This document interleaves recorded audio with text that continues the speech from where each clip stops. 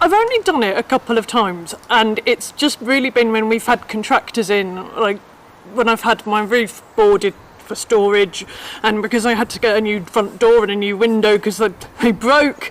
And the problem is that they have big vans that they need to get near my house, but they can't park like at the far end of the road where there might possibly be a space, because they've got to carry, like if they carried my window down the hill and dropped it and it smashed, that really wouldn't be good.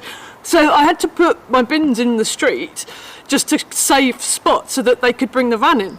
And they had to bring some scaffolding to put the window in, and I forgot to put the bins out. So they turned up with this like massive scaffolding lorry, and there was nowhere for them to put it because they couldn't park down the end of the road because they were carrying like really long metal poles, and we had to knock on the doors up and down the street trying to find people who were in to see if they could move their cars for us. Fortunately, we did find somebody, but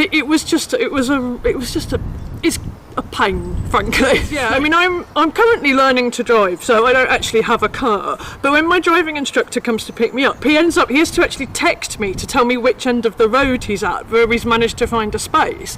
And I've had friends came from Yorkshire, and they were staying at a hotel nearby, and they actually got a taxi to our house because they didn't want to risk like bringing their car and not being able to park it anywhere. So, you know, you have to constantly think, you know, how am I going to get any sort of vehicle in or anything? You know, and if you get a taxi, you often have to just hop out in the middle of the road, because, like if you've got shopping, because you can't get close enough to your house, and you just have to hope that nobody's coming down the hill at far too fast for a road like this, who's like going to then beep very loudly while you're trying to get out of the taxi. So yeah, it's a real pain actually. Yeah.